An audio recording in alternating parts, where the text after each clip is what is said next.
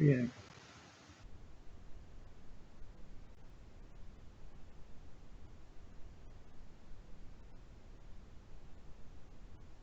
Abiertas. Lista de lectura. Bueno, ¿qué se cuenta, jóvenes? A ver, Carolina, profe, con respecto a la macro news, creo que lo explicó una vez. Crear ese 2% de inflación ayuda a nuestra deuda, pero aunque Estados Unidos se emita y de créditos a tasa cero no genera inflación. Vamos a, déjame ver la macro news a la cual vos te estás refiriendo. A ver, para un cachito. Ya la ubico. Macro news. La última trataba lo del ingreso básico. No, vos te referís a otra entonces, no a la del ingreso básico.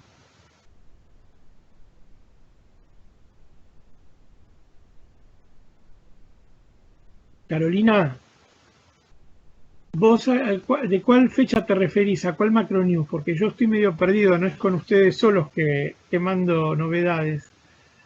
A ver, si pesco la anterior.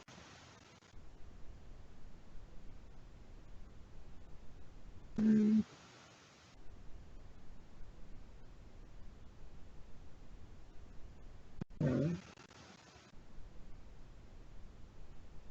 Fin de prever que se vea afectada la política económica, el Estado alemán, no, nada que ver. Bueno, a ver, contame, Carolina, del sábado. Ah, bien, ya me ubico. Sí, porque hubo varias, ¿viste?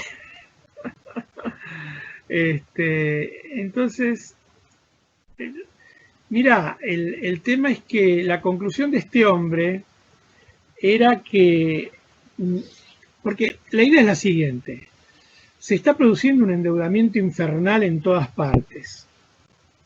Endeudamiento que debería ser pagado por el sector privado, ¿no? Porque se hizo a base de emisión. El Estado no se endeudó, no pidió plata prestada, la usó del Banco Central, digamos. Entonces, el Estado como tal, en todo caso tenemos un Banco Central acreedor y un Poder Ejecutivo deudor, pero eso no se arreglan entre ellos, ¿entendés? Entonces, el tema es que toda la guita que se emitió y se prestó al sector privado, bueno, aparte de que ya había una masa de deuda enorme dando vuelta por todos lados de los distintos estados, ¿no? Entonces, a la salida de la pandemia, si es que salimos, va a haber enorme masa de deuda privada que los privados no van a tener forma de devolver en tiempo y forma. Y por otro lado, está la deuda también del sector público. ¿Quién la va a pagar? El sector privado, porque va a salir de los impuestos. Conclusión, va a haber una enorme masa de deuda generando intereses. El problema en realidad es ese, genera interés. La deuda devenga interés, crece. Entonces, los privados van a tener que hacer suficiente ganancia como para pagar los intereses y devolver la deuda.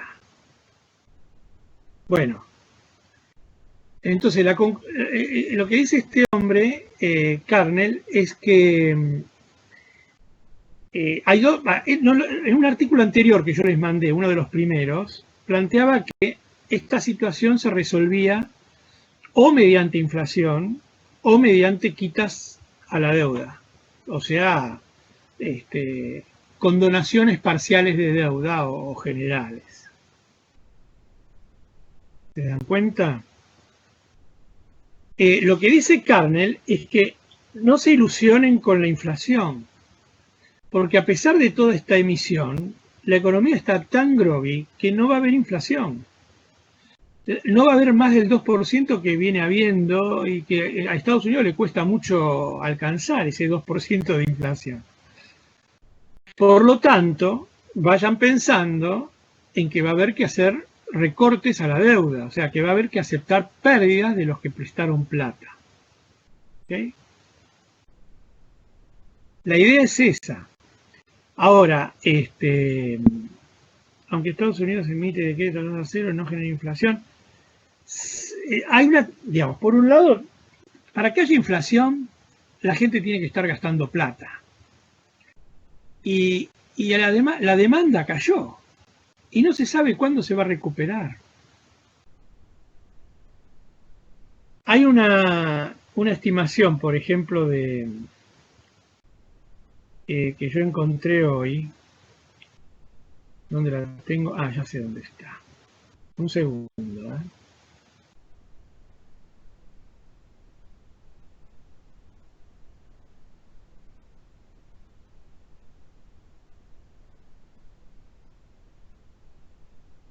Que muestra, hay una estimación de las futuras ganancias de las empresas. A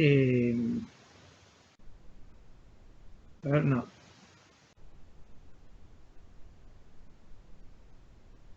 Bueno, no lo encuentro.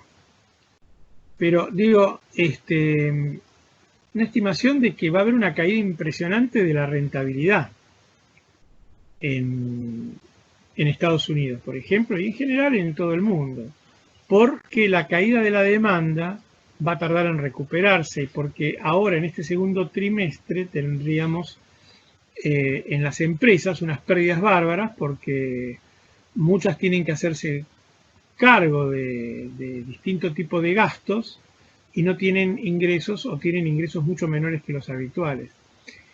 Luego se espera que la recuperación también sea compleja, ¿no?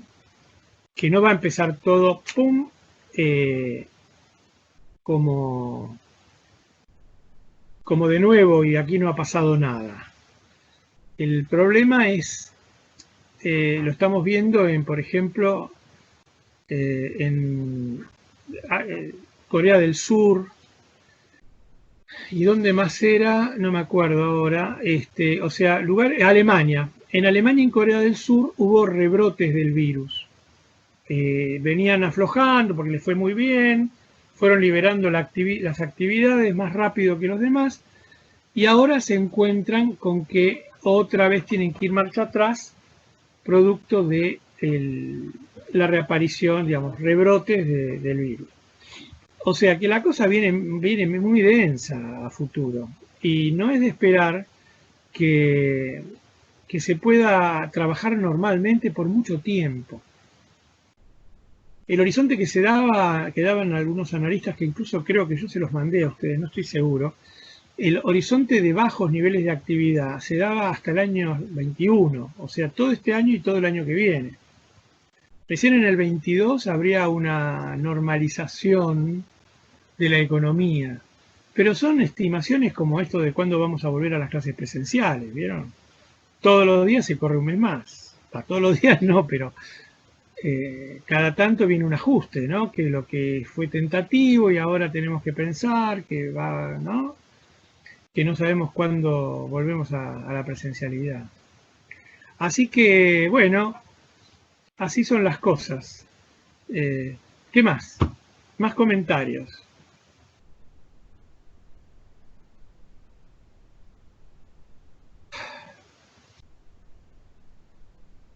¿Algún comentario con respecto a lo del ingreso básico? Que creo que fue lo último que les mandé.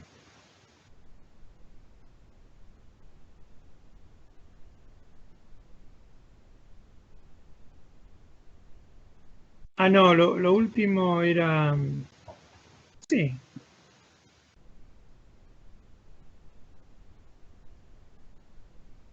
Ah, sí.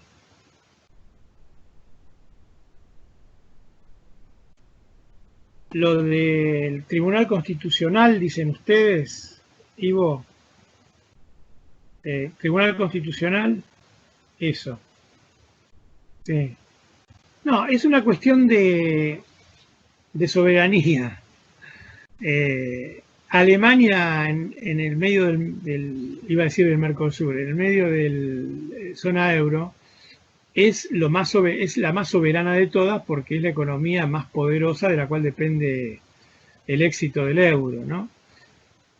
Y lo que significa el euro es una alienación de soberanía monetaria.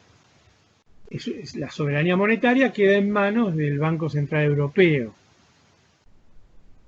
fundado en los acuerdos, bla, bla, bla, bla, bla, bla. Entonces, lo que planteó el Tribunal Constitucional alemán es que la política del Banco Central Europeo, esa de emitir a lo loco para bajar las tasas de interés y todo eso, afectaría la soberanía monetaria, la soberanía financiera de Alemania.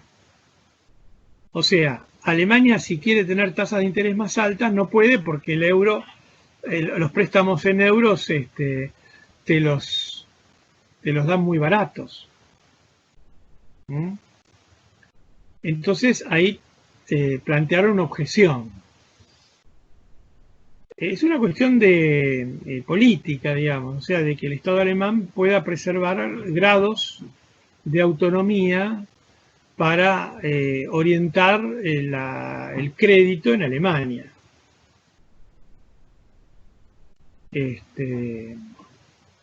Entonces, ¿hasta qué punto esa política tan extremista del Banco Central Europeo, o fuera de lo habitual, fuera de lo normal, ¿no? Lógico, estaría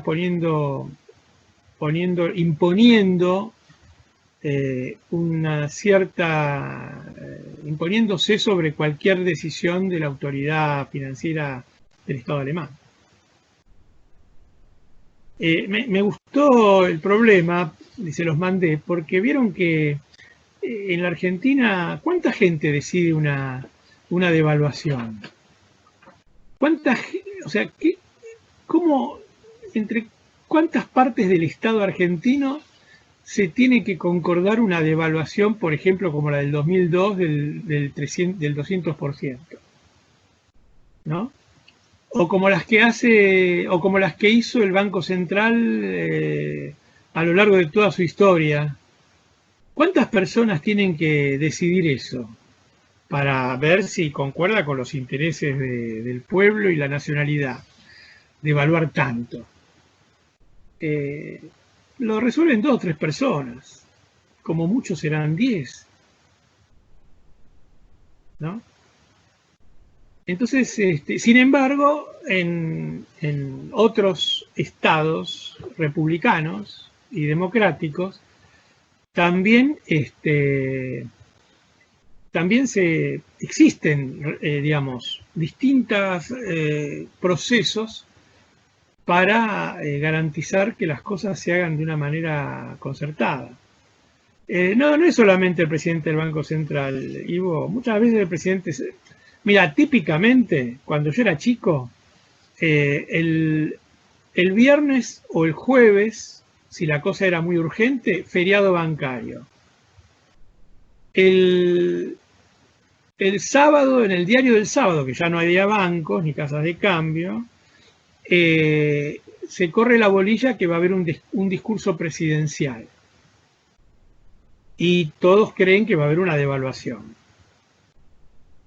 Y el sábado a la noche o el domingo a la noche hablaba primero el presidente planteando la urgencia y la gravedad de la situación, bla, bla, bla, y luego el ministro de Economía explicaba los fundamentos de la decisión de devaluar tanto por ciento el tipo de cambio comercial y tanto por ciento el financiero o el esquema cambiario que hubiera en cada momento.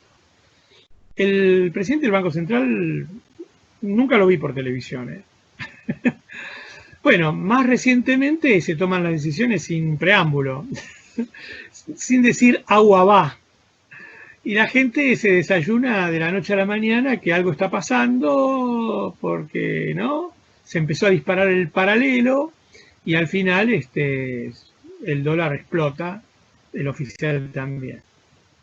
Y esas devaluaciones son terriblemente redistribuidoras, regresivas de la riqueza y de los ingresos, ¿no? El que tiene ingresos en dólares es Gardel, zafó. El que tiene activos en dólares, zafó, o dolarizables, ¿no? Por ejemplo, una trading productos agrícolas, zafó, tiene comprado a futuro un montón de mercadería, zafó. Y todo lo demás perdemos con una devaluación importante. Entonces, bueno, aparte que debe haber muchos pícaros que ganan, ¿no? De esos 10 que estaban enterados, ¿cuántos cuñados y suegros salieron a comprar dólares? Muchos. A tiempo, ¿no? Quiero decir, una semana antes. Y sin embargo, no hay procesos, no se llegó a imponer. O sea, desde la Revolución Francesa, digamos, desde la normalización de la Revolución Francesa en un régimen republicano sin guillotinas o sin tanta guillotina, hasta acá, algunos países, los más desarrollados, tienen esquemas de contralor del manejo de la política económica en general, no solo de la cambiaria, sino la monetaria y la fiscal. Se discute en el Congreso a cada rato ese tipo de cosas. Acá se pone en discusión los impuestos, ¿no? ¿A quién le sacamos plata? Y ahí se discute a ver a que sacarle plata al que sea menos amigo. Pero realmente del manejo de cómo se lleva la rienda de la economía, en la medida que el Estado puede orientar la economía, eso es muy poco, realmente muy poco. Bueno, la discusión presupuestaria, ahí también hay debate, ¿no? El presupuesto impacta en la economía. Pero después vieron que con decretos de necesidad y urgencia hacemos lo que corresponda. Más allá de la ley del presupuesto que fue aprobada hace un tiempo, al final se hace cualquier cosa, ¿no? Bueno, es así. Los países pobres son países que tienen más exposición, más conflictividad, más debilidad económica del Estado y de la economía, las dos cosas. Entonces se utilizan recursos más toscos, ¿no?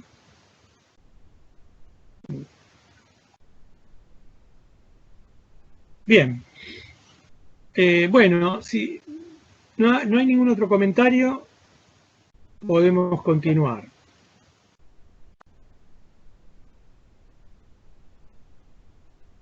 Bien. Para hoy tenemos entonces que continuar con economías abiertas. A ver que quiero mover esto. De acá. Ok.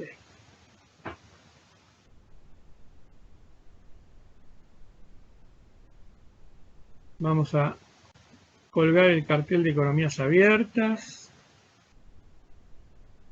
Share window. Share.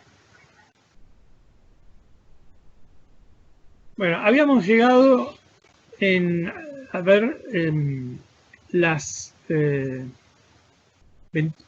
tema de ventajas comparativas, el principio de ventajas comparativas.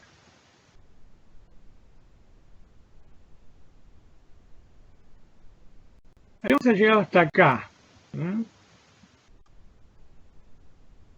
Pero no lo tocamos completo a este slide. Los jueves en general yo estoy con bastante blableta desde temprano frente a la computadora, sentado y quieto, y a veces me empieza a afectar la garganta y ando cansado y ya respirar y hablar me cuesta. Y no lo terminamos este cuadrito. No la puse a grabar esta. Voy a poner a grabar.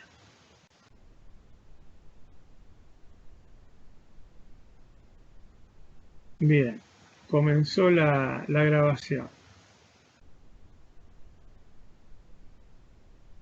Bueno, entonces este slide lo que plantea es cuáles serían los efectos una liberación comercial de acuerdo con el principio de las ventajas comparativas. Acá lo importante es que, si ustedes recuerdan, la ventaja comparativa permitía que un sector que la posea sobreviva a la apertura comercial, y con el avance del intercambio se iría especializando la economía, porque quedaban los sectores con ventaja comparativa y terminaban desapareciendo, o casi, los sectores productores que carecían de ventaja comparativa. Una vez que llegara el intercambio entre los dos países, estos del modelo que estamos razonando, como si fuera entre dos países, tanto en el país de mayor eficiencia productiva como en el de menor eficiencia, se iba a dar una especialización, donde iban a desaparecer las ramas que no tuvieran esa ventaja comparativa. ¿Qué cosa pasaba a lo largo del proceso de integración comercial?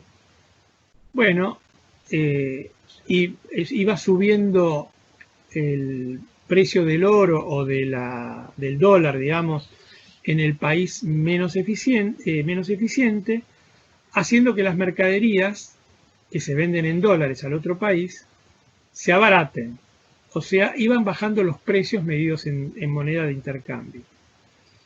Por otro lado, en el país más eficiente pasaba lo contrario, es decir, la abundancia de dólares producto de que ellos vendían todo y no compraban nada al principio, aunque luego se fue morigerando este absoluto y se fue equilibrando la balanza comercial de los dos países, pero mientras tanto el dólar se les abarató mucho en el país más eficiente, se llenaron de dólares, lo que abunda se abarata, y eso quiere decir que, medido en la moneda de intercambio, los precios locales se encarecieron.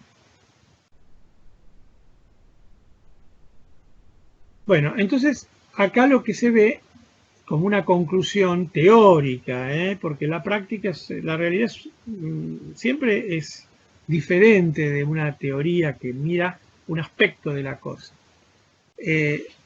En teoría esto tenía que conducir a una especialización de las actividades económicas en los dos países para complementarse. Por otro lado, tenemos que, de acuerdo con el ejemplo que no demuestra, pero muestra una posibilidad de que aumenta la producción global cuando están todos especializados.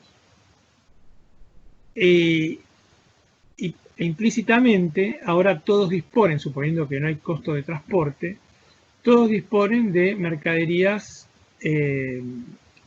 más baratas.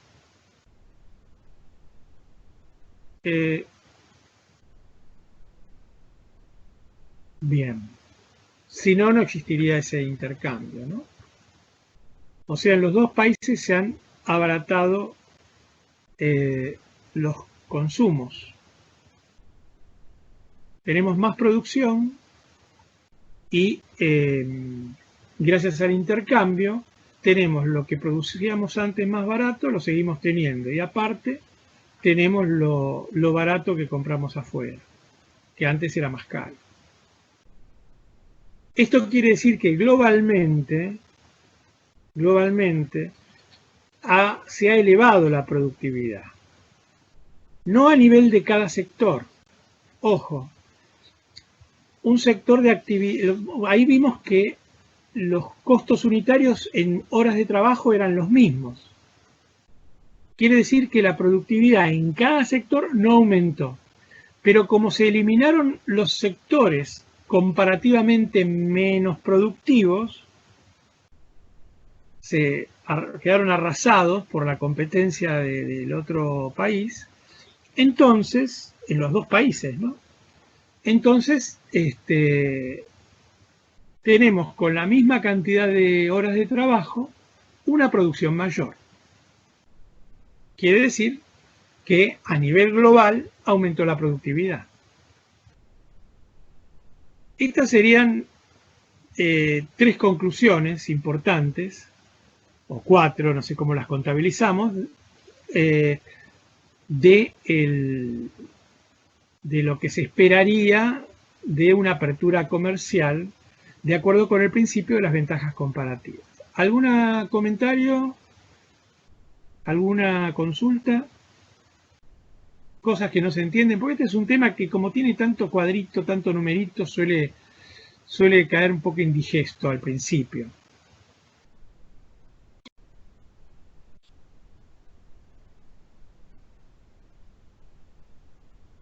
Nadie, bueno, entonces podemos continuar. ¿Están de acuerdo con esto? ¿Les parece que está bien esto?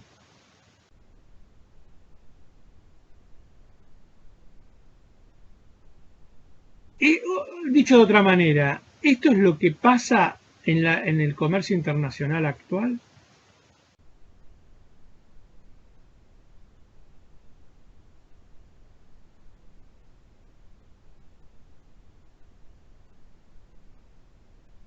Emi dice que en la parte práctica no pasa tanto.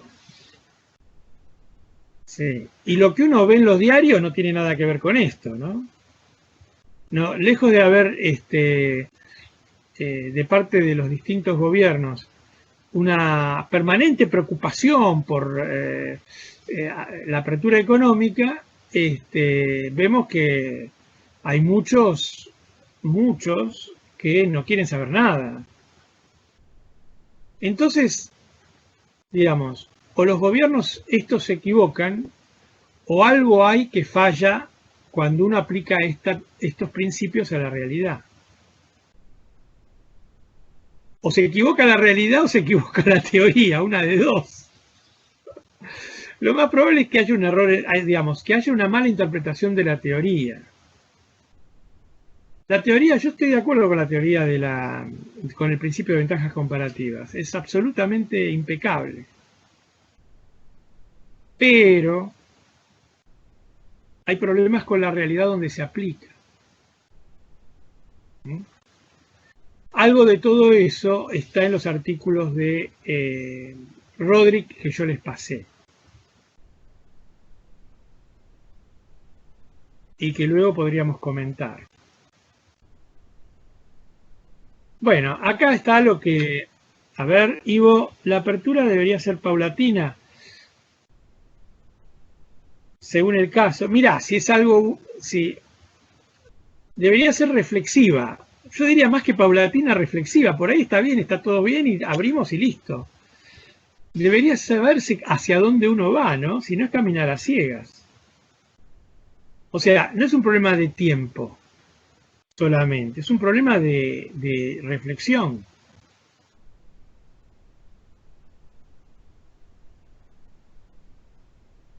¿Entienden? O sea, de saber hacia dónde, qué es lo que conviene y en qué cosas puedo abrir la economía y en qué cosas no.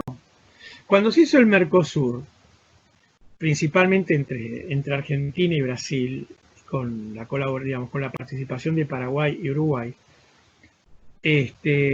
pero cuando se acordó un proceso de disminución de los aranceles entre los dos países,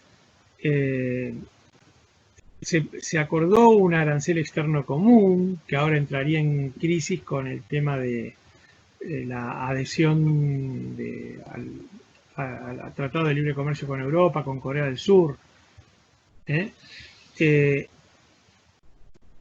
Pero también se negociaron excepciones. Argentina puso una lista de sectores que no iban a entrar en la disminución paulatina de los demás, de la generalidad.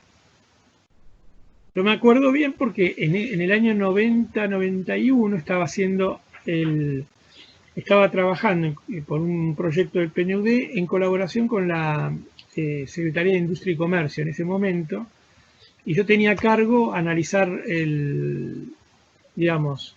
analizar si era válido o no, analizar los números de la industria papelera, y de forma tal de que los negociadores tuvieran información valedera como para ver si correspondía o no aceptar el pedido de los empresarios de incluir a la industria papelera como exceptuada de la baja arancelaria general.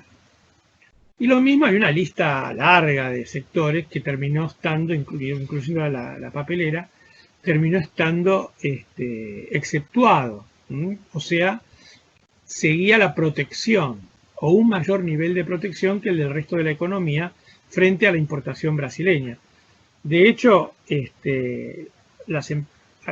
había empresas que no les convenía producir acá, empresas muy grandes, no eran tantas las empresas papeleras, y se habían puesto a importar directamente, importar de Brasil, o sea, se hacían la competencia a sí misma para no perder el mercado, o sea, se hacían la competencia a su propia fábrica para no perder la comercialización. ¿Se dan cuenta?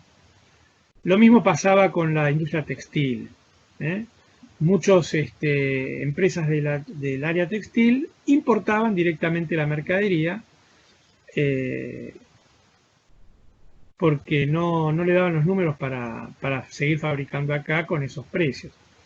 Especialmente lo que venía en el caso de la industria papelera era la competencia de Brasil, en el caso de la industria textil la competencia era China, que estaba vendiendo ya con mucha fuerza, podía vender muy barato y arrasaba con todo, ¿no? Camisas a $2, camisas bastante lindas, no de las súper elegantes, pero bien, como para ir a laburar, a $2. Las compraban los que las revendían acá mucho más caras. Pero igual no era negocio fabricarlas acá, en ese momento. Digamos, yo creo que esto para... ¿Qué años? Estoy tratando de hacer memoria. Los años 80, principios de los 90. Dice Jessica, también está el tema de que Argentina siempre tuvo una alta inflación, haciendo difícil el emparejamiento de costos con Brasil, por ejemplo. Bueno, mira, es cierto que Brasil es más estable en sus precios, ¿no? Tiene una estabilidad macroeconómica mayor que la Argentina, producto de esta tendencia inflacionista que tenemos los argentinos. Y bueno, y también con los costos laborales. Me acuerdo en el año 1985, cuando fue acá el Plan Austral, en época del gobierno de Alfonsín, que fue una pegada esa idea de plan económico, anduvo, digamos, estabilizó bastante la economía durante 2 años, pero para Argentina 2 años es mucho. Y bueno, lo que pasó es que acá, en Brasil en ese momento, recién se ajustaban los salarios cada 6 meses.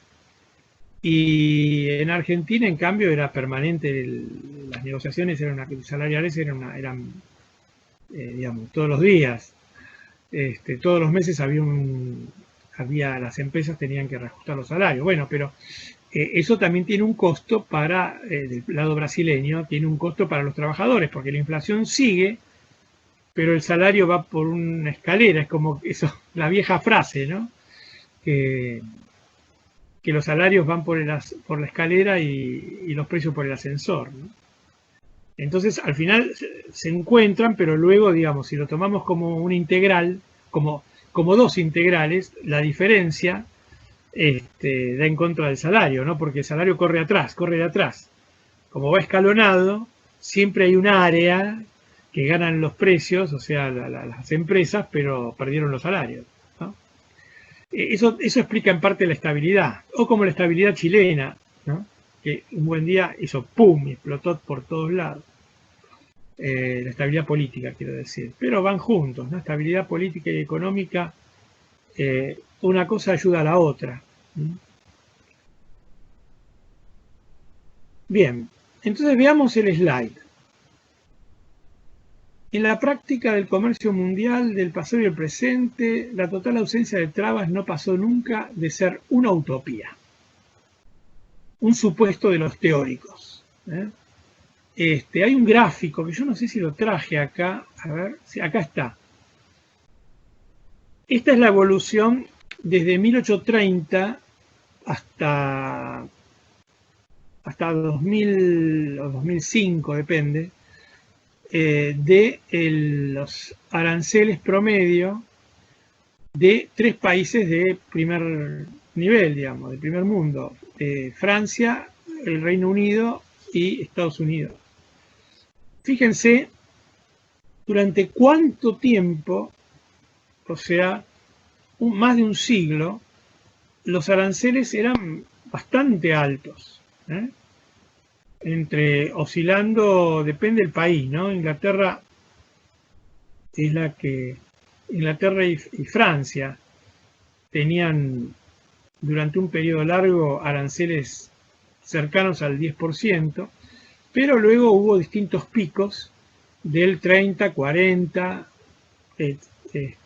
y Estados Unidos, sin asco, anduvo la mayor parte promediando en el periodo hasta 1950 o hasta 1940, digamos, anduvo promediando un 30% de aranceles, y así se hicieron grandes también, ¿no?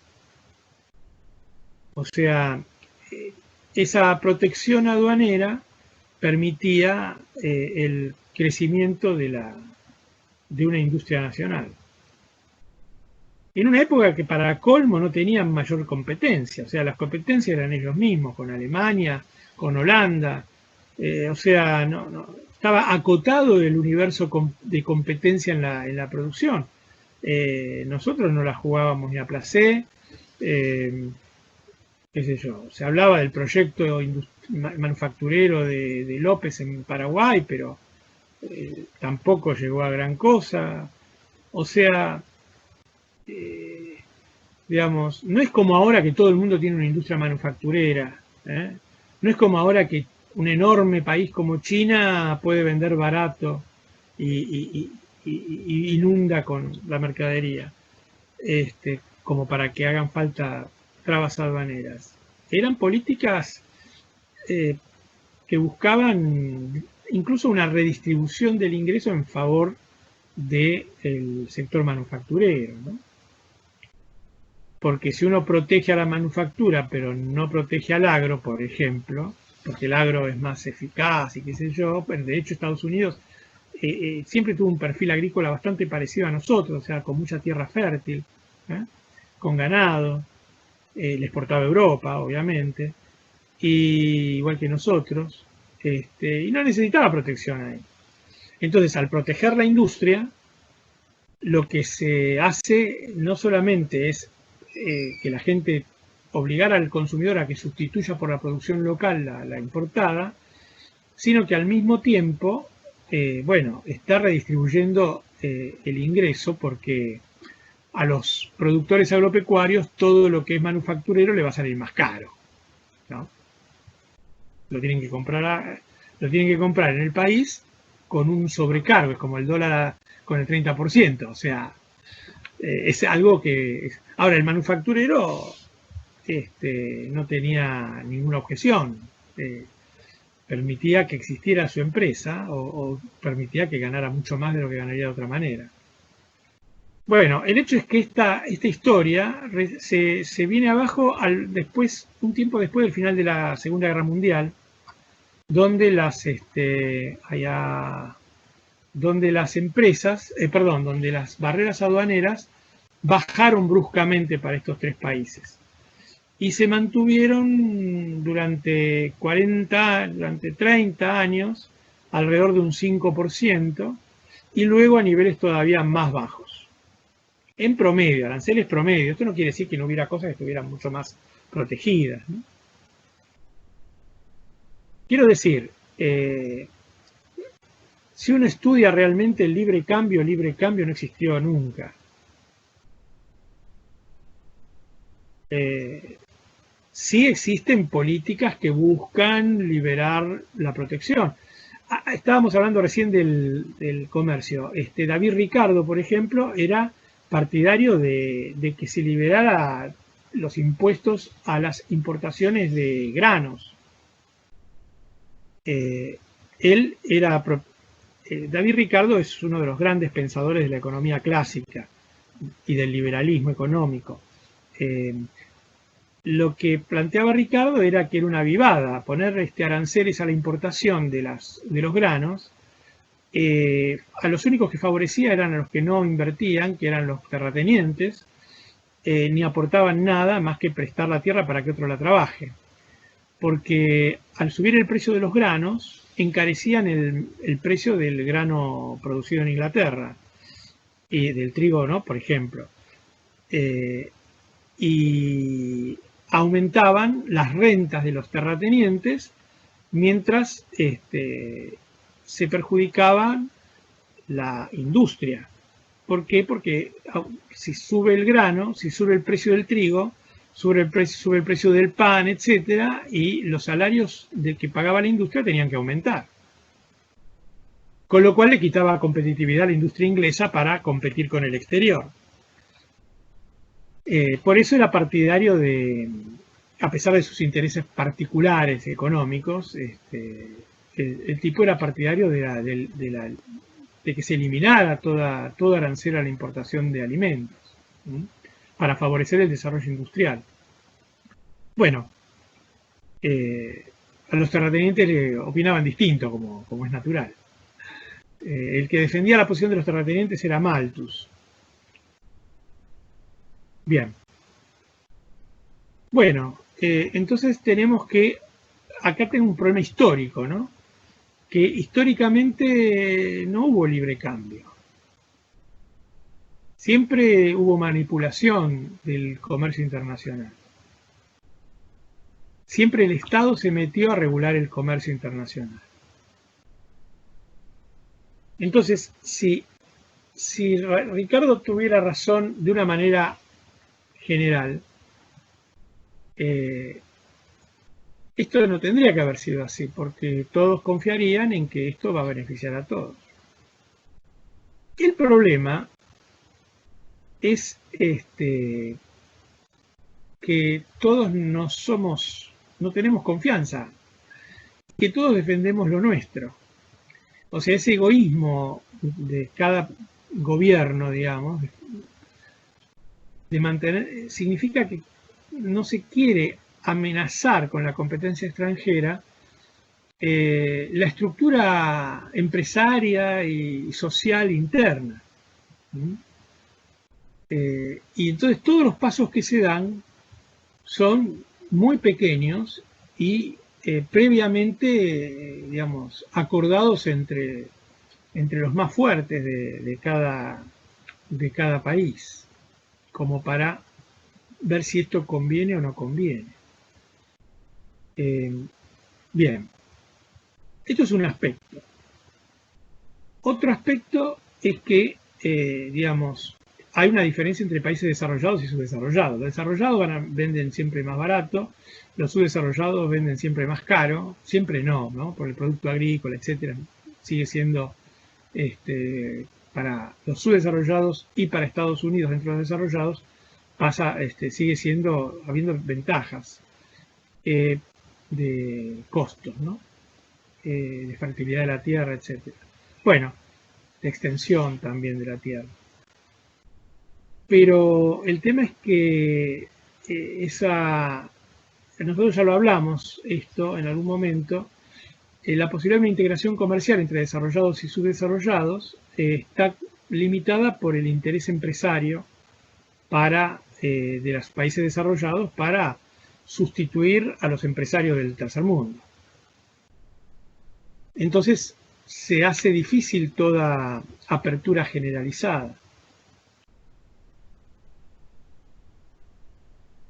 Y esas barreras que persisten hacen más lenta la posibilidad de que se pueda implementar esto, ¿sí? Esos egoísmos nacionales. ¿Alguien leyó los textos los 3 artículos que mandé relativos, 2 son de muchacho Roderick y uno es sobre un libro de Roderick. De hecho, sobre 2 libros de Roderick.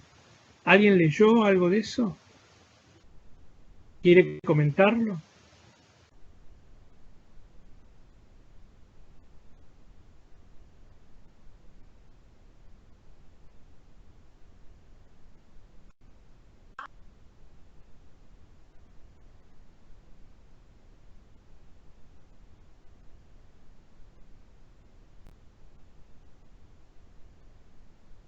Bueno, nadie leyó. Bueno, continuamos. Se los voy a dar como trabajo práctico. Bien. Tomás. Hola, Tomás. Estabas perdido. Hacía rato que no te leía.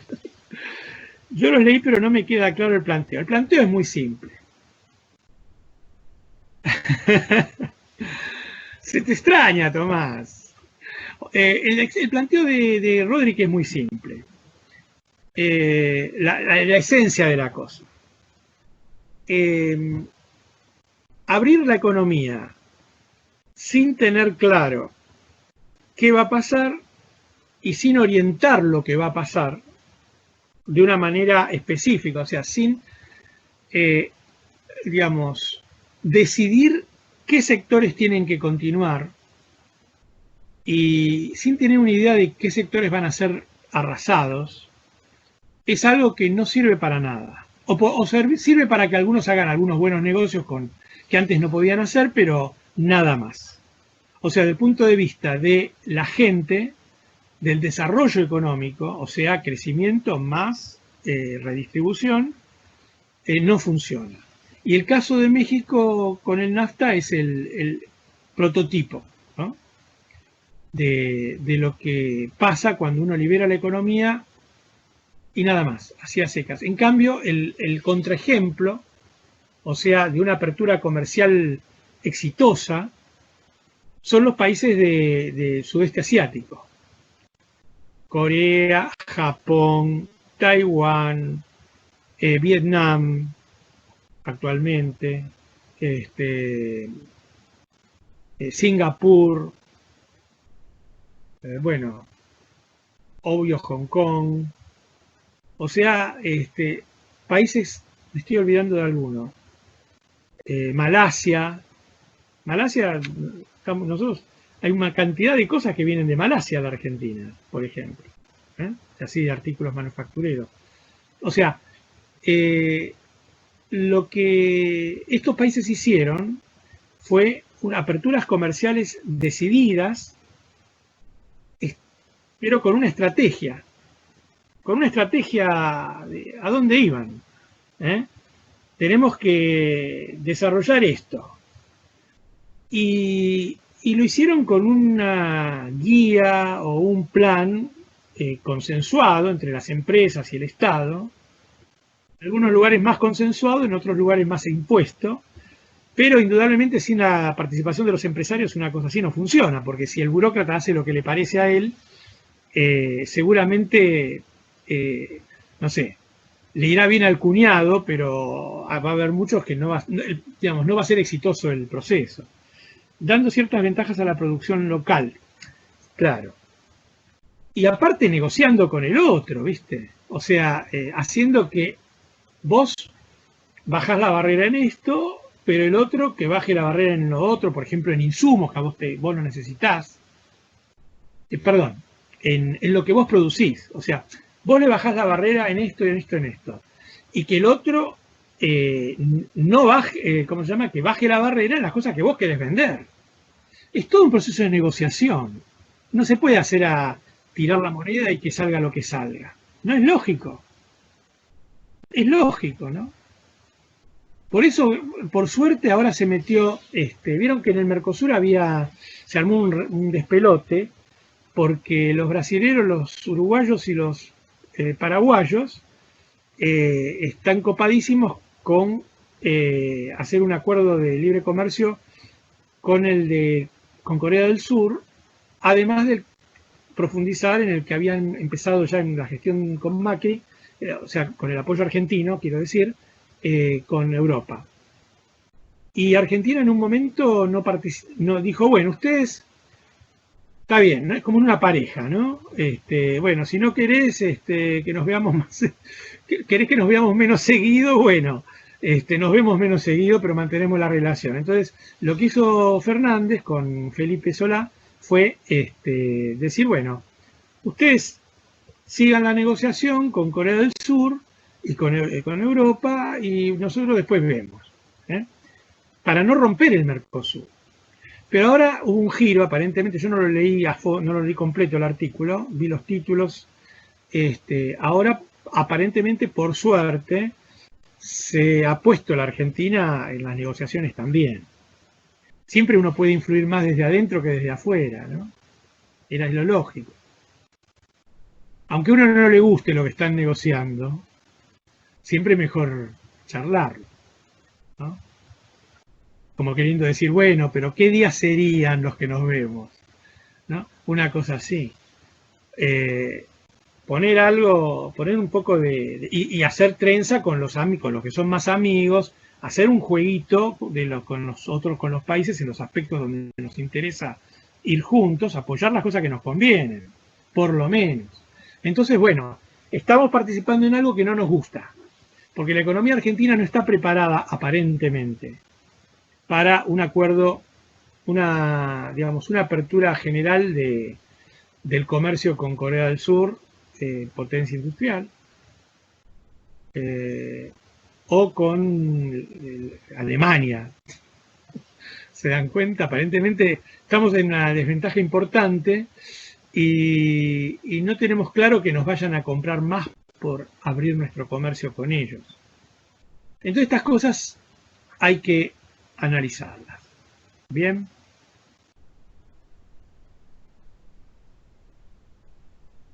Joaquín, pero no ayudaría eso. ¿Qué es eso, viejo? Porque ya me perdí de todo lo que dije.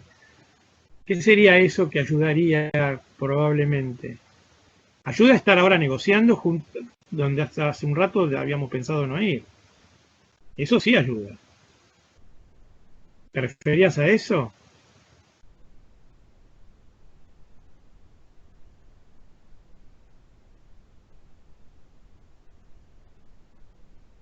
Abrirse y intentar tener un acuerdo con la UE. Sí, lo que digo, a mí me parece bárbaro. Por eso digo, lo ideal es lo que plantea Ricardo. Pero no hay que caer en una utopía. Para no caer en una utopía y avanzar hacia lo que conviene, uno tiene que hacer cuentas. Agarrar la calculadora y empezar a hacer las cuentitas de a ver los precios. ¿A cuánto vende Corea del Sur tal cosa? Y lo vende a tanto. Y eso nacionalizado acá, ¿cuánto da? Y tanto. Bueno, nos quedamos sin tal industria. Fenómeno. A ver, ¿y alguna otra cosa le ganamos o podemos empatar? Y bueno, tales y tales cosas que parece que son más o menos igual. Pero tienen la ventaja de un poco más de tecnología, aparentemente. Tienen algunos chiches que nosotros no le ponemos todavía. Y que habría que incorporarlo comprando máquinas, invirtiendo. Entonces necesitamos tiempo para invertir, para que tales sectores inviertan. ¿Entendés, Joaquín? La idea es esa. Yo me acuerdo en el año 1988, creo, participé de también el tema del sector papelero y maderero, en un grupo de investigación donde se estaba analizando, era un proyecto de de cálculo de la protección efectiva que tienen las distintas ramas de producción en la Argentina. O sea, protección efectiva quiere decir comparar el precio interno con el precio del importado nacionalizado y ver cuál es más barato para el consumidor local. Y fue un laburo bárbaro porque, por ejemplo, había que pedirle a los consulados argentinos, en realidad a las agregadurías comerciales de los consulados argentinos en el exterior, que averiguaran los precios de una lista, de listas enormes de productos. O sea, los pusimos a laburar a los tipos, que vivían muy tranquilos tratando con 2 o 3 empresas cada tanto de la Argentina para ayudarlos a hacer algunos trámites de exportación, o asesorando con algún papel ya prehecho a las empresas locales que querían exportar a la Argentina. Los volvimos locos pidiéndole muchos números, porque había que saber cuál era el precio al que nos iban a vender. Luego eso se multiplica por el tipo de cambio, luego, o sea, se convierte de dólares a pesos, luego se le agregan los impuestos, tanto aranceles como, ¿cómo se llama?, como el IVA y esas cosas, y se compara con el precio de la industria nacional, o de lo que sea, porque no era de la industria solo, era de todos los sectores productivos. Bueno, parece que daba que la mermelada argentina era el producto de más, con más protección efectiva respecto de cualquier competencia extranjera. Bien. Y es así, eso es lo que hay que hacer, ¿te das cuenta? Entonces uno hace las cuentas y puede ver qué va a pasar cuando abra la economía con Corea del Sur, que es mucho más fácil que hacerla como hicimos nosotros con todos los países. O sea, pedíamos a todas las representaciones argentinas del planeta que nos dijeran los precios de una lista enorme de cosas. Y después hacíamos las cuentas. Y después con el modelo de insumo-producto se establecía el impacto que podía tener eso en los insumos y luego en los productos. Bueno, la cosa es que eso es lo que hay que hacer. O algo parecido, algo aunque sea más humilde, pero tener una idea de cómo cambiarían las cosas. Lo otro que plantean Rodrik es, ¿cómo era? Que me había acordado recién,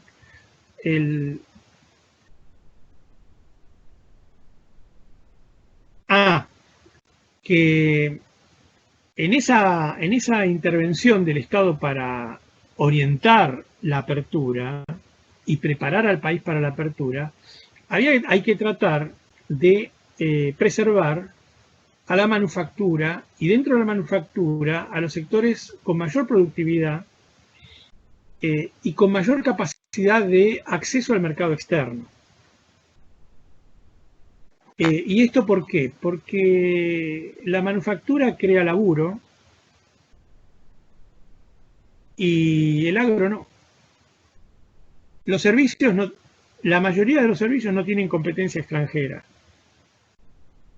Con lo cual, no es un problema que tenga que ver con el comercio internacional.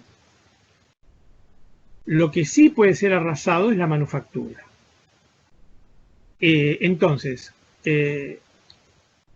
en condiciones que se nos viene encima el efecto en el empleo de la inteligencia artificial y de un montón de otros cambios, automatizaciones, etc., es necesario ver cómo defendemos el empleo. O sea, cómo sobrevivimos como sociedad.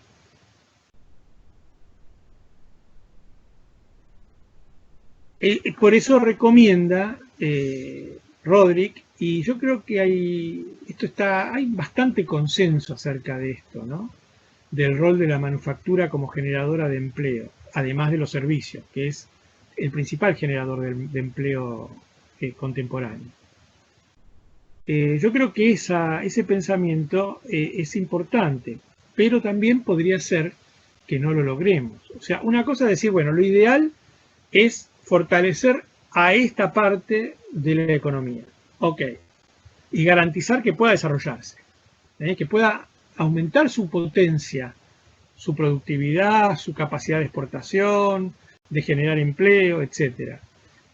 Pero, y también podría suceder que no se dé, que fracasemos. O sea, Lo ideal sería tener éxito. Hay que apostar a tener éxito por ese lado porque es el que más nos va a defender a la sociedad nuestra. Pero por otro lado, tenemos posibilidad de que otro nos gane, ¿no? Y que acá, ubicados en un extremo sur del planeta, ¿no? Las cosas son todas más caras, el flete es más caro, todo es más caro para llegar a los centros de mayor mercados, a los mercados más grandes. Entonces, bueno, por ahí no sale. Pero lo ideal sería intentarlo. ¿Sí? O sea, esta es medio la filosofía de la cosa. A ver, nuestra estimada Chein, si hay unos productos que todo el mundo lo consume, por ejemplo, chocolate, productos con etiqueta. Sí, ¿qué pasa? Vos me planteaste, ¿y si pasa, y si existe tal cosa, y qué me querés decir? ¿Que no podríamos ganarle a los belgas en el chocolate? ¿A dónde vas, muchacha?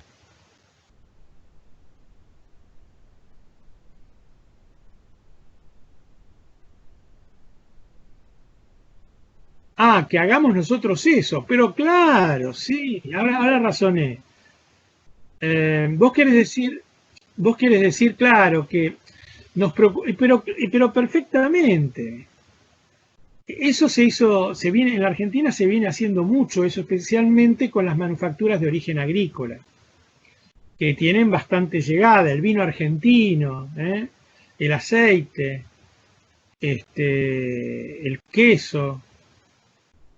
Hay una cantidad de cosas que se trata de ponerle etiqueta, pero claro, somos un país chico con una economía que, el país no es chico, el país geográficamente es grande, pero la capacidad de producción de todas esas cosas es bastante acotada.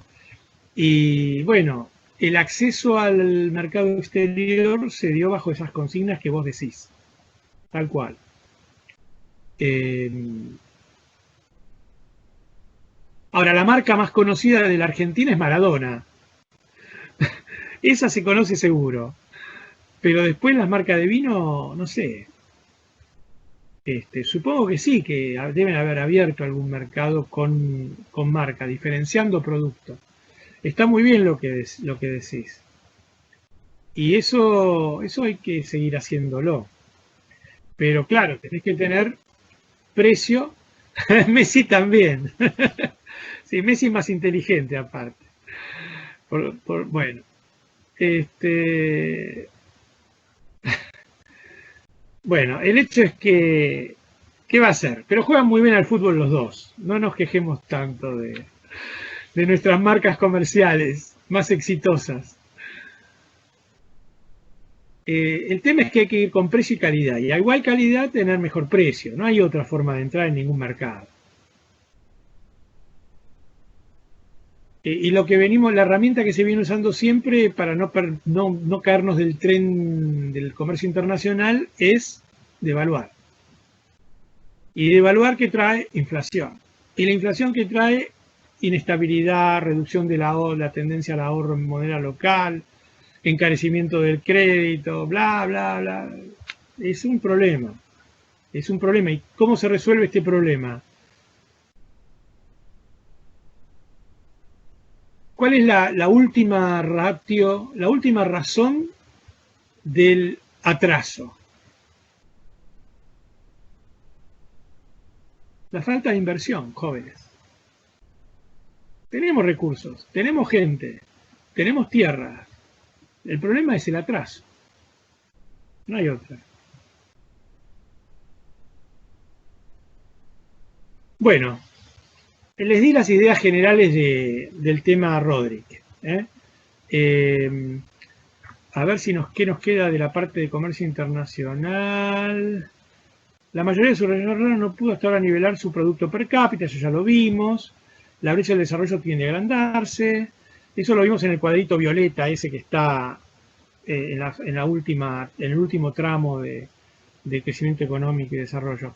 Y el índice de crecimiento económico, claro, lo que dije recién de la devaluación. Bueno, jóvenes, ¿alguna pregunta con respecto a todo este tema de ventajas comparativas? Piensen un poquito, ¿eh? Y yo vuelvo en un minuto, me voy a buscar un poco de agua.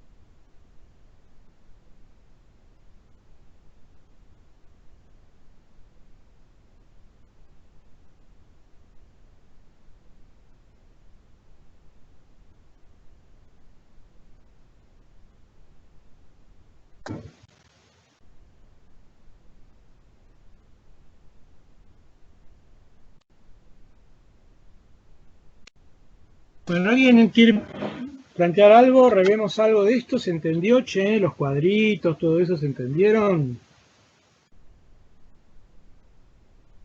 ¿No hay nadie que discrepe con esto? Con algo de todo lo que hablé, del modelo, ¿No hay nadie que discrepe, que le parezca, lo que dijo no me parece, por H o por B? Me gustaría, si hubiera algún tipo de visión acerca del tema, me gustaría que sea diferente, porque si no, no tiene gracia. Ok, Pedro y Camila.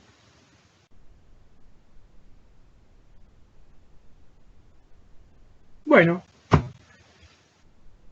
ahora aprovecho, hago un intermedio, a comentarles mi idea para el próximo lunes, sería. A ver qué dice algo. Tomás Varela. Lo que no me queda del todo claro de Roderick es por qué cree que la brecha entre países desarrollados y los que no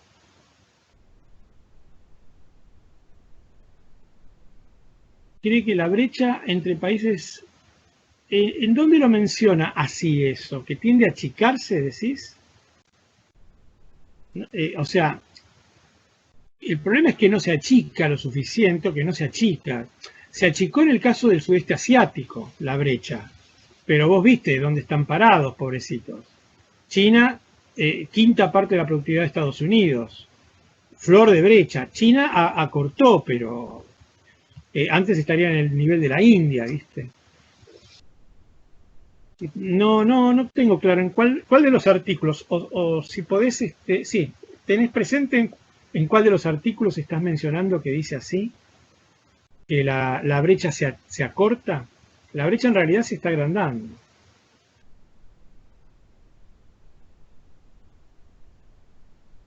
A ver si yo lo encuentro.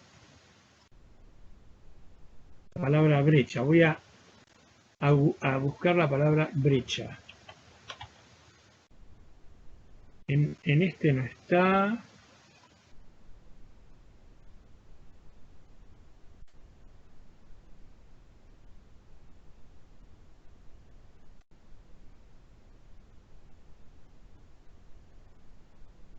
A ver, en este.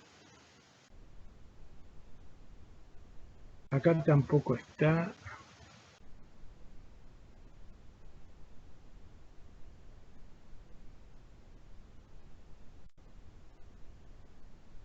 Acá tampoco. No, no está, ¿eh?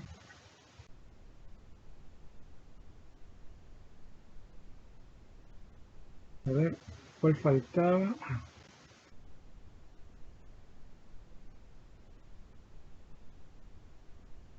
A ver, el de Jorge Castro y Roderick.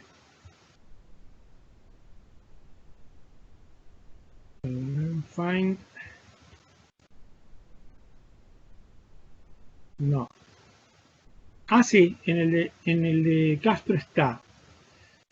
Este punto se puede formular de otra manera: el cierre de la brecha entre el mundo en desarrollo y el avanzado. No obstante, el crecimiento excepcional del primero no fue la regla, sino la excepción en esta etapa histórica. O sea, es lo que dije recién. En el de Castro dice eso. A ver, hubo cuántos que hablaron en el medio, que escribieron. Eh, no, lo dice Thomas. El profe dijo que la brecha se agranda porque los ciudadanos no liberan el PIB per cápita y la productividad de los desarrollados.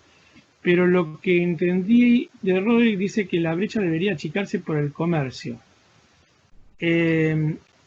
Voy a aclarar un poquito esta lectura, Tomás. Miren, lo que plantea Roderick es lo siguiente.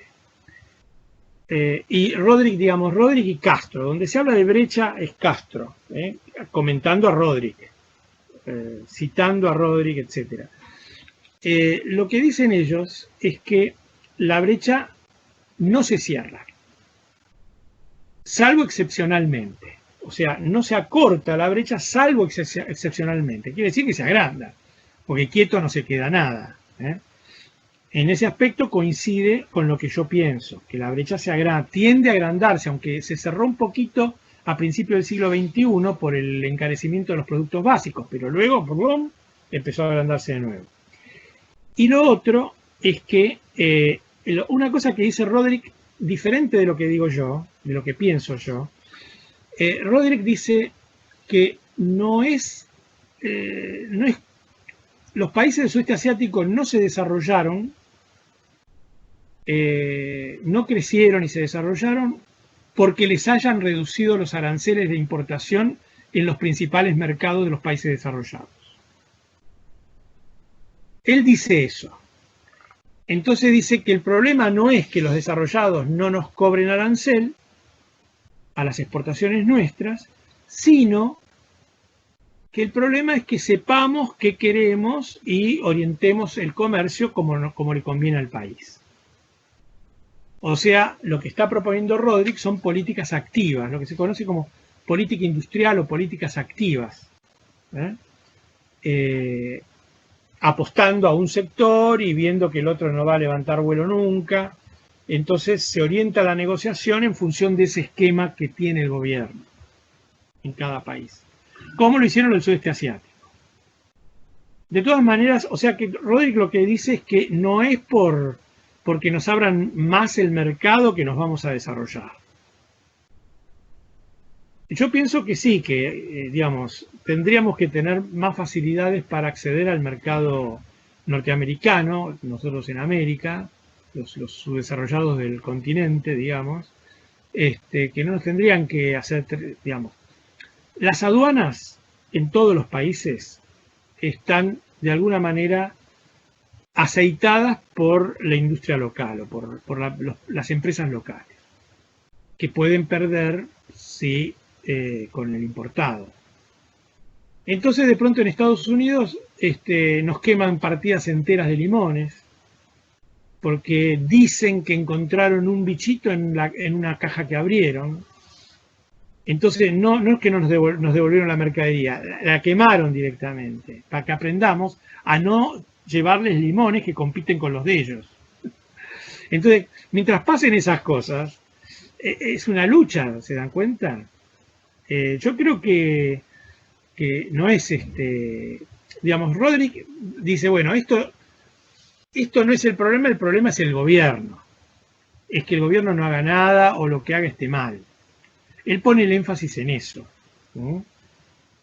Y desmerece un poco esa idea que es mía y que no la inventé yo, ya es de Caldor, de un economista muy importante de Cambridge, de Inglaterra. En realidad el origen de él era de Europa Oriental, no me acuerdo bien de qué país, no era polaco, no era checoslovaco, bueno, no me acuerdo, sería búlgaro, no me acuerdo.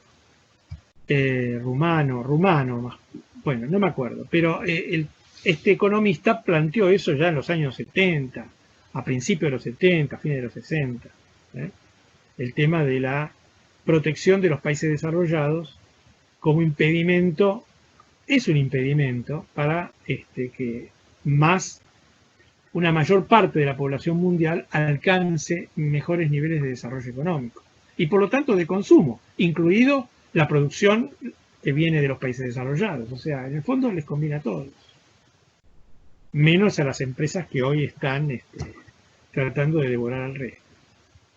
Bueno, ¿algo más?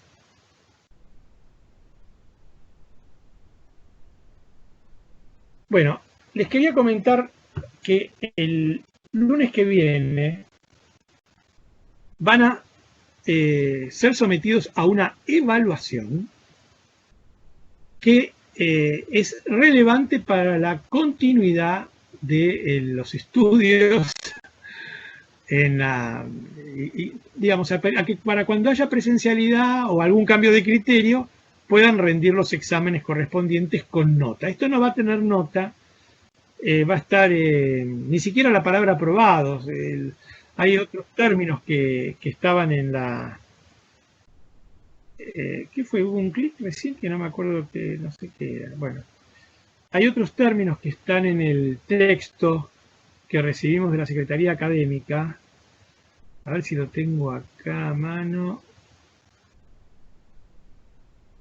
El acondicionado, condicional, una cosa así.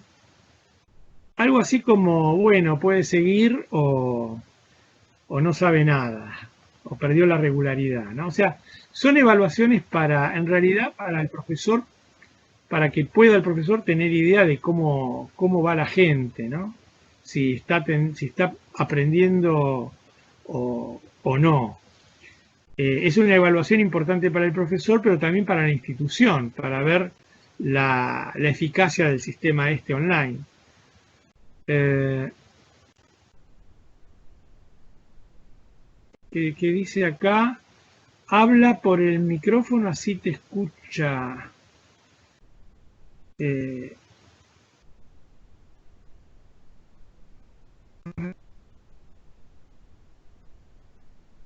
lunes tengo otro parcial. Bueno, podemos hablar, podemos conversar, hay que hacer una votación. Las opciones serían el lunes o el miércoles, o el jueves, sería la semana que viene. No va a ser este miércoles ni este jueves, por el pedido de la Secretaría Académica de dar una semana. Tienen el fin de semana en realidad, pero bueno, el lunes no. Si el lunes no fuera, tendría que ser el miércoles o el jueves.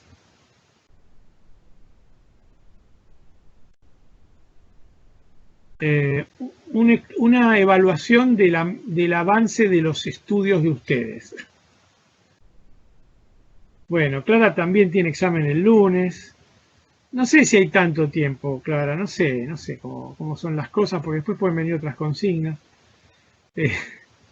No, mientras más tiempo, más trabajo por lo mismo, Emi. Si tiempo, en este momento te sobra el tiempo, ¿no?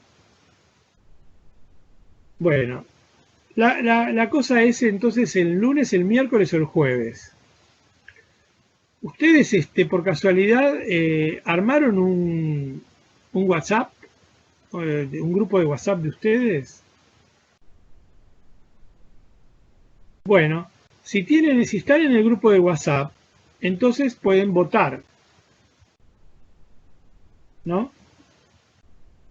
Y después me cuentan lo que sale.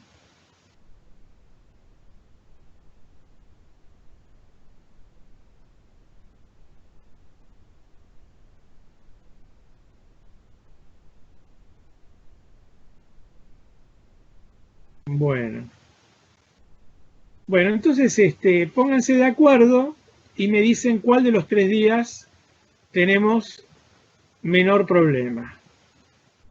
Siempre algún problema puede haber, ¿no?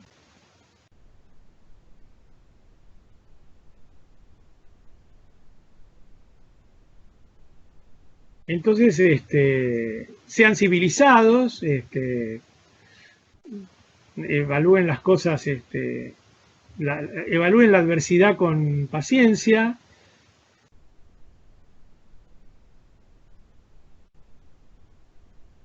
Yo diría que cuando, no sé, cuando termina, bueno, ese es otro tema, qué horario usan, ¿no? Me parece que les conviene un poco antes de que empiece la clase, salvo que alguien tenga clase, que puede ser, ¿no?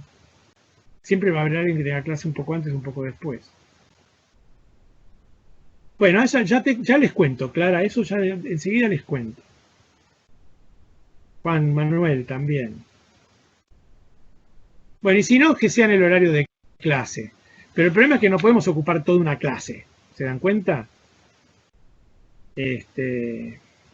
Si quieren, pueden. Terminamos a las menos cuarto o a las menos 10. ¿Les parece? Terminamos a las menos 10 y se ponen de acuerdo. ¿Tendrán tiempo en 10 minutos?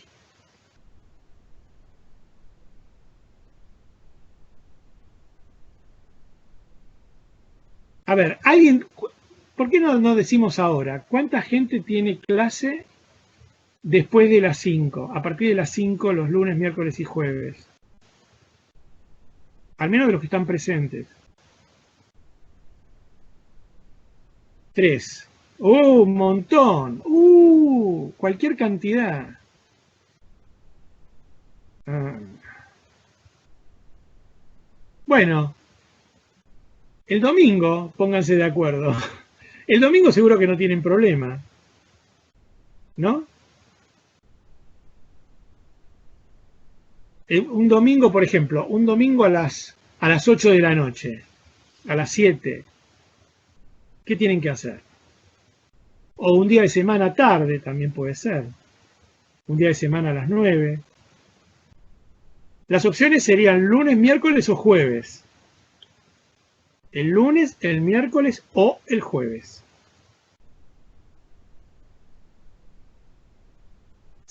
Miren, si se juntan esta noche en un horario que no va a estar casi seguro, no tiene clase nadie, y total deben estar despertándose tarde todos ustedes, ¿no? Entonces ahí pueden ponerse de acuerdo. Por ahí lo resuelven esta noche mismo. Bueno, bárbaro.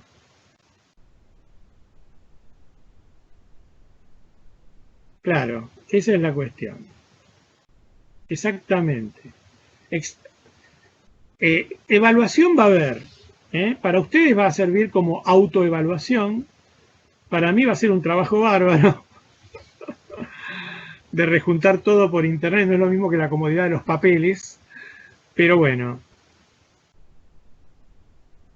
El horario no, el horario era para que ustedes se junten con el WhatsApp y se pongan de acuerdo nada más.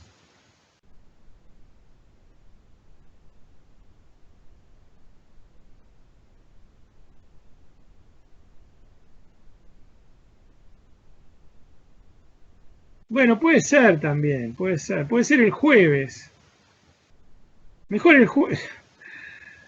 Bueno, como quieran. Pónganse de acuerdo como quieran. Yo ahora paso a hablar de otra cosa. Paso a hablar de cómo va a ser la evaluación.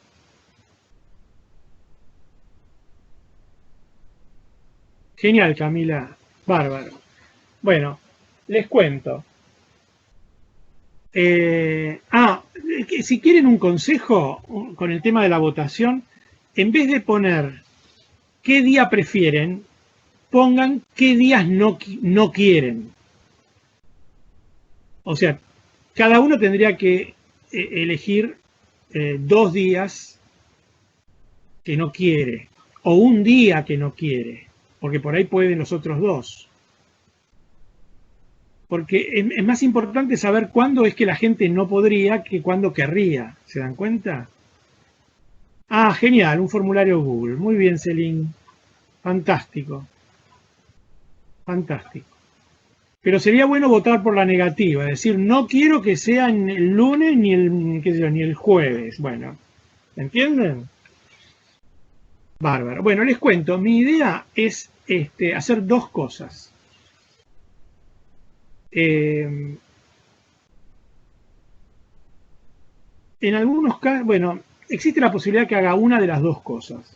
Hay una que voy a hacer seguro, que es un archivo Excel para cada estudiante,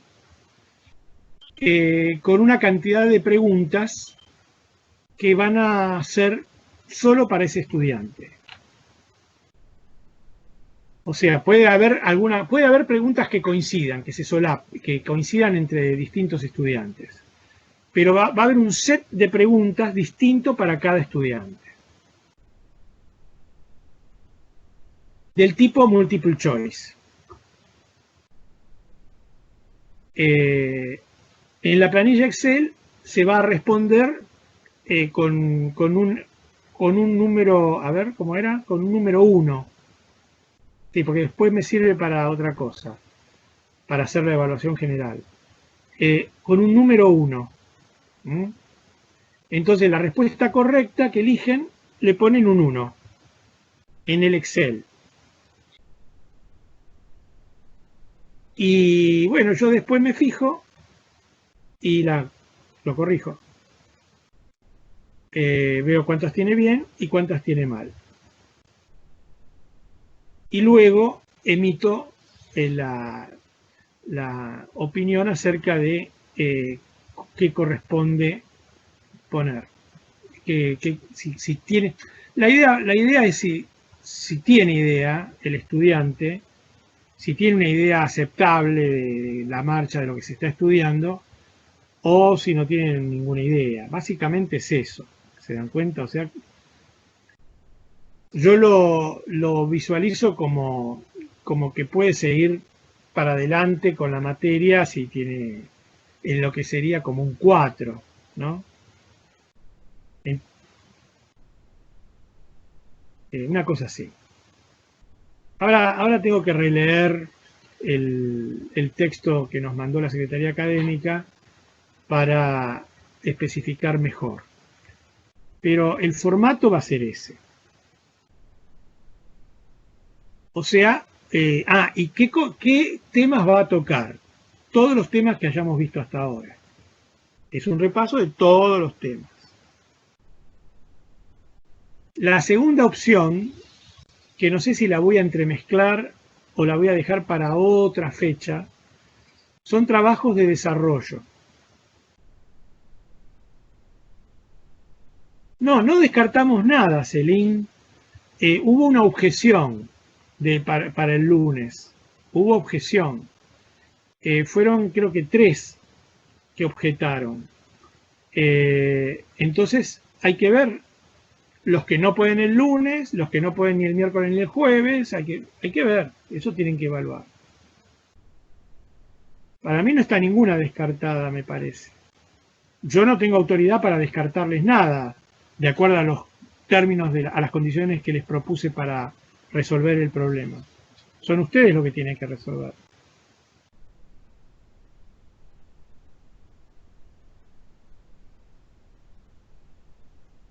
Melanie, no entiendo si me estás hablando a mí o le estás contestando a algún compañero tuyo. Me estás diciendo que el parcial del lunes, que vos tenés el lunes, es justo después de esta materia. Claro, está bien, es un problema. Yo me imagino, tienen que repasar. Por eso, pónganse de acuerdo. Bueno, la otra opción, aparte del multiple choice, es un trabajo de desarrollo, de elaboración propia, que tenga que ver con los temas vistos, con una extensión acotada para que haya una mayor productividad de ideas por renglón o por letra, según como se quiera medir, y bueno, y que se pueda corregir, porque ustedes, en realidad, los que están participando en las son 40 y pico, pero hay que ver si muchos están ausentes, entonces son los mismos o son distintos. Si son siempre los mismos, van a ser 45 exámenes, pongámosle, o 48 exámenes. Si no son siempre los mismos, los exámenes van a ser 70 y pico. O sea, hay flor de laburo para un trabajo de desarrollo donde el alumno se explaye. Entonces vamos a poner un límite de extensión, ¿no? A los que les toque eso, o en la segunda evaluación. si es que no entra ninguno de ese tipo para esto. Tienen que leer lo que tienen que hacer es leer el libro con los temas que hemos visto hasta ahora, para lo cual habrá que hacer un chequeo de los temas que van a ser tratados, porque por ahí algún tema no lo vimos, entonces a mí se me escapa, les pregunto eso y es al cohete porque no lo habíamos visto. ¿Sí?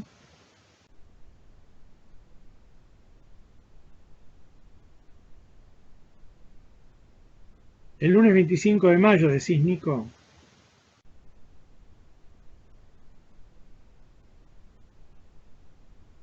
Es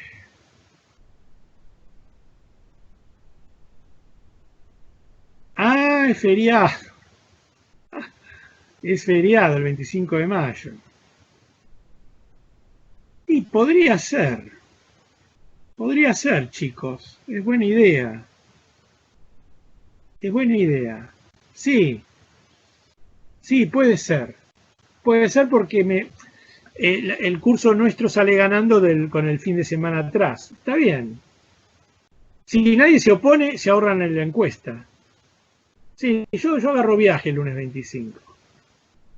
Claro, sí, sí, Nico, tal cual.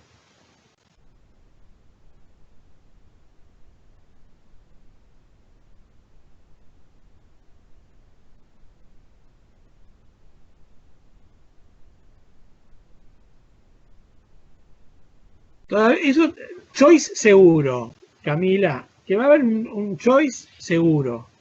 Pero puede ser que algunos temas sean para desarrollar, porque yo quiero que sean exámenes, digamos,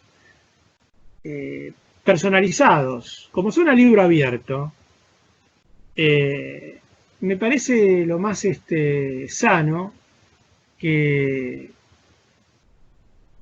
que eliminar la posibilidad de que todos me respondan igualmente mal algo. Quiero que piensen, y de última que se fijen en el libro.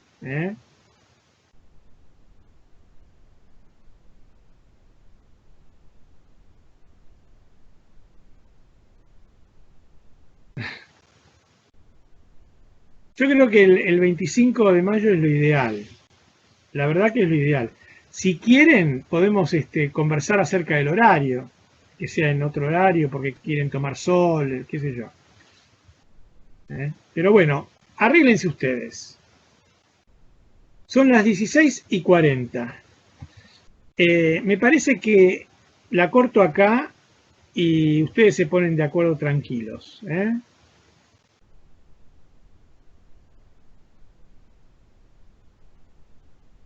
Bueno, yo no me voy, así no sé si se pondrán de acuerdo ahora, yo no me voy, sigo en línea, sigo con el equipo prendido.